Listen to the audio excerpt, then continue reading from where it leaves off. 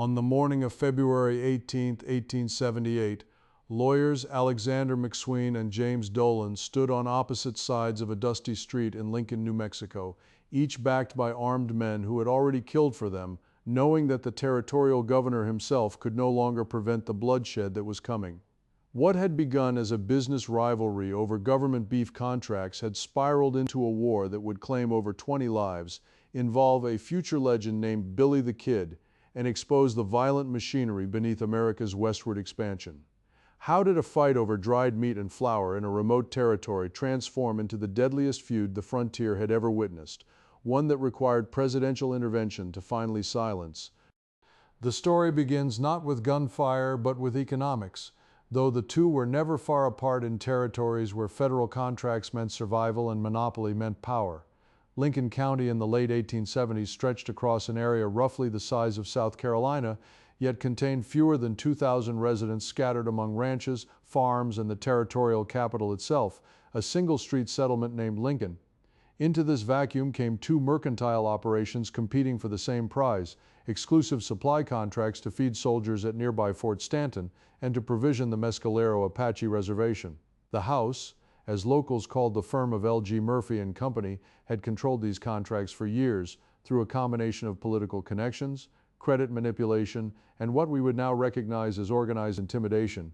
Lawrence Murphy himself had arrived in New Mexico as a Union Army officer during the Civil War and stayed to build what amounted to a private fiefdom, selling goods at markup rates that routinely exceeded 300% while buying cattle and grain from local ranchers at prices he dictated.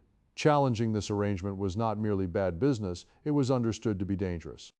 Yet challenge it someone did, and understanding why requires understanding the particular kind of man who came west in those years after the financial panic of 1873 had devastated Eastern economies. If you're watching because you want to understand what really drove frontier violence beyond the mythology, hit subscribe now, because we're going to follow the money, the land grants, and the political machines that turned business disputes into body counts throughout the territories. John Tunstall arrived in Lincoln County in November 1876 with British capital, a gentleman's education, and a fatal combination of ambition and naivete about how power actually functioned beyond the reach of reliable courts. The 24-year-old Englishman had been drawn west by his father's investment capital and the promises of a territorial lawyer named Alexander McSween, who had himself recently broken with the Murphy operation after discovering financial irregularities that offended his Presbyterian sense of order. Together, Tunstall and McSween opened a competing mercantile store in Lincoln in late 1876, underselling the house's inflated prices and offering ranchers fairer terms for their cattle and crops. The mathematics of the situation were straightforward. Lincoln County could not economically support two major mercantile operations competing for the same government contracts. One would have to fail or be eliminated. What made the conflict particularly volatile was the institutional vacuum in which it played out. The territorial judicial system functioned more as a patronage network than a justice system, with judges, sheriffs, and district attorneys appointed through political favor rather than merit or popular election. Sheriff William Brady owed his position to the Murphy faction's political influence, as did probate Judge Lawrence Murphy himself, who had positioned allies throughout the thin layer of official authority that theoretically governed the territory. When Tunstall and McSween began winning over ranchers and small farmers with fair prices and honest weights, they were not simply competing in a marketplace. They were threatening a carefully constructed system of extraction that had enriched a small network of men who had no intention of allowing reform. The legal weapon they chose was debt, that most respectable form of frontier violence. In February 1878, Murphy Associates filed a lawsuit against McSween over an insurance claim involving the estate of a deceased merchant named Emil Fritz, claiming the lawyer owed the estate more than $8,000. The facts of the case were murky. McSween had served as executor and had indeed collected insurance money. But whether he had properly distributed it remained genuinely disputed. What was not disputed was the goal to tie up McSween's assets and, more importantly, to create a legal pretext for seizing Tunstall's property through a tortured reading of partnership law. On February 13, 1878, Sheriff Brady formed a posse that included several men who worked directly for the Murphy faction and rode to Tunstall's ranch with a court order to attach his cattle and horses as partial satisfaction of the debt supposedly owed by his business partner. What happened 5 days later would ignite the violence that had been building beneath the surface tensions of the county's economic war. John Tunstall was riding from his ranch toward Lincoln on the afternoon of February 18th, accompanied by a small group of his employees, when Brady's posse surrounded them on the trail. The details remain contested in the historical record, but the outcome was undisputed. Tunstall was shot dead, likely after surrendering, and his horse was killed beside him. Whether the killing was premeditated murder or a confrontation gone wrong, witnesses reported that Tunstall's revolver was unfired and that he appeared to have been shot execution style. The murder transformed an economic rivalry into a blood feud instantly. Among the men who had worked for Tunstall was an 18-year-old drifter and occasional cattle rustler named William Bonney, better known by his alias Billy the Kid, who would later tell acquaintances that Tunstall was the only man who had ever treated him fairly. Within days of the killing, Bonney and a group of Tunstall's former employees organized themselves into a group they called the Regulators, claiming legal authority from a justice of the peace who deputized them to arrest Tunstall's killers when Sheriff Brady refused to do so. Here the story enters its most chaotic phase, one that reveals the complete breakdown of legal authority in territories where competing factions could each produce documents claiming official sanction for their violence. The Regulators did track down and kill several members of the posse that had murdered Tunstall, carrying out what they claimed were legal arrests, but which ended in shootings that looked remarkably like assassinations. On April 1, 1878, Billy the Kid and several other Regulators ambushed Sheriff Brady as he walked down the main street of Lincoln, killing him and a deputy in broad daylight before fleeing. Suddenly, the Murphy faction could claim its own martyred lawmen, and the territorial governor issued arrest warrants for the Regulators, who now faced murder charges for killing a sheriff, even as they claimed they were the legitimate law enforcement seeking justice for Tunstall. The situation had deteriorated into something resembling civil war, with each side claiming legal authority and both sides killing with increasing frequency. The conflict drew in the wider community through debt relationships, kinship networks, and ethnic loyalties that ran deeper than any recent business rivalry. Many of the small ranchers and farmers in the county were Hispano families who had lived in the region since before American annexation in 1848, and they generally sided with the McSween faction, which had offered them fairer terms and showed at least nominal respect for their land claims. The Murphy faction drew support from recent Anglo arrivals and from the network of men who profited from government contracts and the existing patronage system.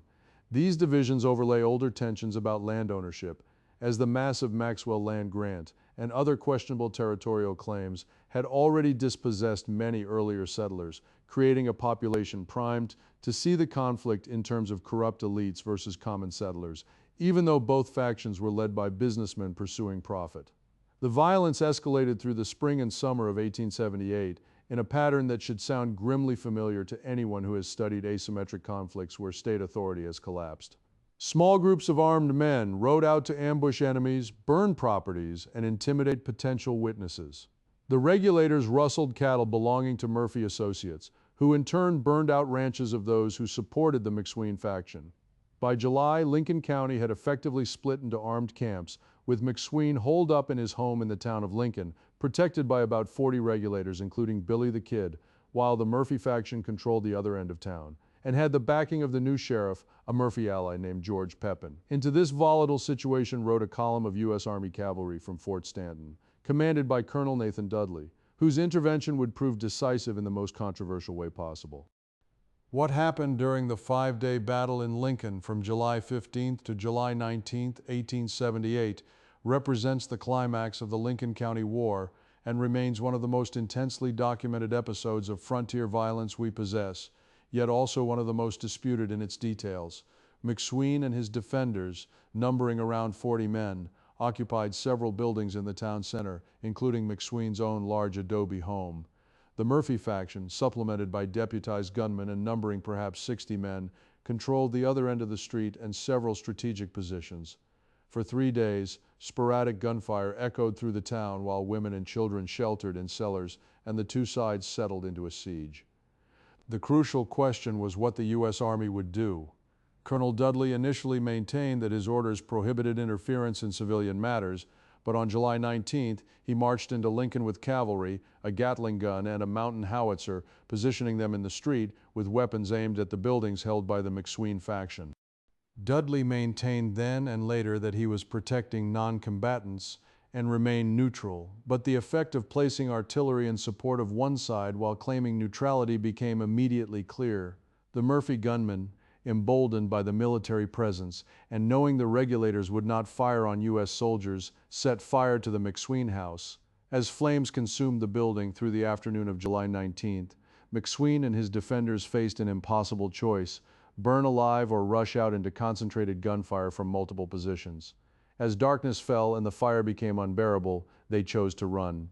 McSween himself, unarmed and reportedly trying to surrender, was shot multiple times and killed in his own backyard. Billy the Kid and several others managed to shoot their way out in the confusion and escaped into the darkness. But the Battle of Lincoln was over. The McSween faction had been decisively defeated, their leader killed, and their political claims to legitimacy destroyed by the spectacle of armed resistance to a sheriff backed by the U.S. Army. Yet victory in battle did not mean victory in the larger struggle, and understanding what happened next requires following both the immediate aftermath and the years-long political consequences that rippled outward from Lincoln County. The Murphy faction had won the shooting war, but they had done so in such a public and brutal fashion, with such obvious collusion between a territorial sheriff and federal military forces, that they inadvertently created a scandal that reached Washington. Territorial Governor Samuel Axtell, who had supported the Murphy faction throughout the conflict, was removed from office in September 1878 and replaced by Lew Wallace, a Civil War general and future author of Ben-Hur, who arrived with instructions from President Rutherford Hayes himself to restore order and investigate what had happened. Wallace quickly realized that the violence had exposed the corrupt foundations of territorial governance in New Mexico, and that simply prosecuting one side or the other would solve nothing when both sides could produce legal documents authorizing their killings. His solution was a controversial amnesty proclamation issued in November 1878, offering pardons to most participants in the Lincoln County War who had not yet been convicted of crimes. The amnesty was designed to break the cycle of revenge and counter-revenge, to allow the community to move forward without prosecuting dozens of men on both sides. But amnesty created its own problems of justice and accountability. What about the men who had directly murdered Tunstall, or those who had killed Sheriff Brady, or those responsible for McSween's death? Wallace's amnesty specifically excluded those already under indictment, which meant Billy the Kid, facing murder charges for Brady's killing, remained a wanted fugitive even as men who had committed similar violence received pardons. This selective application of mercy would have fatal consequences, as Billy the Kid, feeling betrayed by a system that pardoned his enemies while hunting him, continued his outlaw career until Sheriff Pat Garrett shot him dead in July 1881, at the age of 21.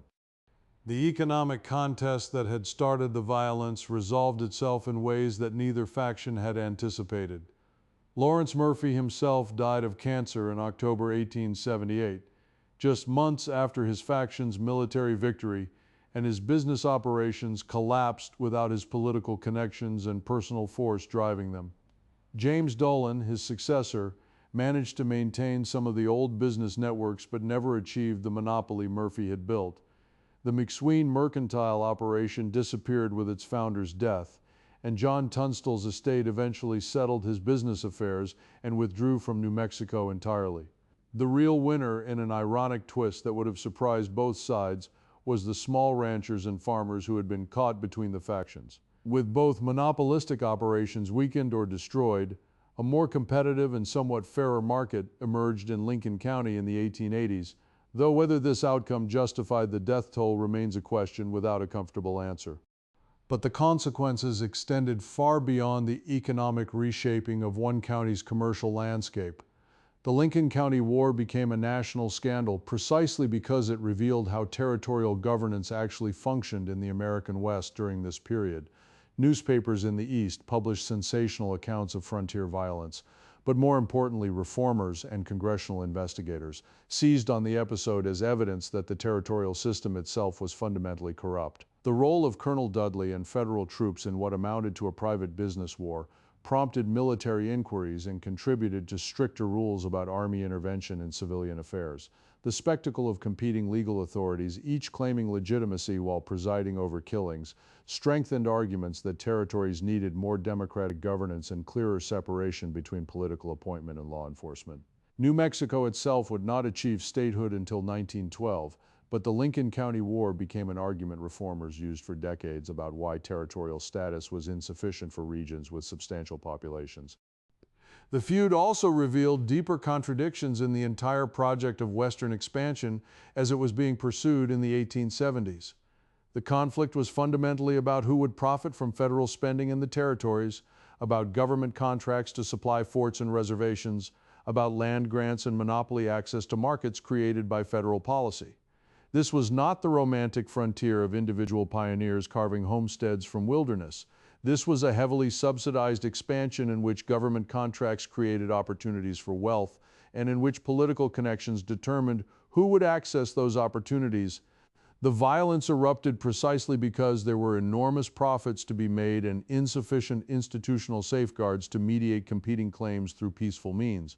Every participant in the Lincoln County War, from John Tunstall to Lawrence Murphy to Billy the Kid, was in some sense a creature of federal expansion policy, operating in spaces where that policy had created markets but had not yet created the institutions to regulate them justly.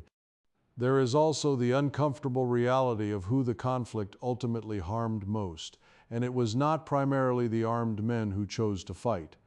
The Mescalero Apache who lived on the reservation that both mercantile operations sought to supply suffered from irregular deliveries, inflated prices, and corrupt agents throughout the period of conflict and afterward. Hispanic settlers saw their villages become battlegrounds in a war between Anglo businessmen fighting over recently acquired economic opportunities, and many lost property or family members in the crossfire. Small ranchers who had extended credit with one side or another found themselves ruined when their creditor was killed, or when political winds shifted. The historical record preserves the names and fates of the major participants, the gunfighters and lawyers and merchants, but the broader human cost remains harder to quantify, dispersed among communities that had little control over the forces reshaping their region.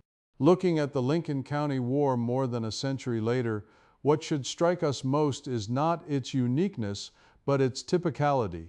This was not the only such conflict in the frontier territories. It was simply the most spectacular and best documented. Similar dynamics played out in dozens of locations across the West in the 1870s and 1880s. Wherever federal contracts created wealth, wherever land of uncertain title attracted competing claimants, wherever the infrastructure of governance lagged behind the reality of settlement and economic development. The Johnson County War in Wyoming in 1892 would follow a remarkably similar pattern, as would conflicts in Arizona and Colorado over mining claims and water rights. What made the American frontier violent was not the absence of law, but the presence of multiple competing claims to legal authority, each backed by armed men, operating in a context where enormous resource wealth was at stake and where federal, territorial, and local jurisdictions overlapped in confusing and contradictory ways. The feud's legacy in popular culture has been both massive and distorting. Billy the Kid became one of the most famous outlaws in American mythology, the subject of countless books, films, and television shows, almost all of which simplify or romanticize his role in the Lincoln County War. The image of the lone gunfighter standing against corrupt authority has proven irresistible to storytellers, but it obscures the reality that Billy the Kid was a low-level participant in a conflict driven by business rivalries and political machinations far above his station. He killed men, certainly, and died for it, but he was never the central figure he became in legend. The real story, less cinematic but more revealing, is about how economic structures and weak institutions created the conditions for violence, and how that violence served particular interests even when it appeared chaotic. The greatest irony may be that the Lincoln County War, despite its body count and its national scandal, changed remarkably little in the short term. Territorial government continued much as before, corrupt and inefficient. Federal contracts continued to enrich politically connected merchants. Small ranchers and farmers continued to struggle against monopolistic practices and land speculation. What did change slowly was the national conversation about how Western territories should be governed and what federal responsibility existed.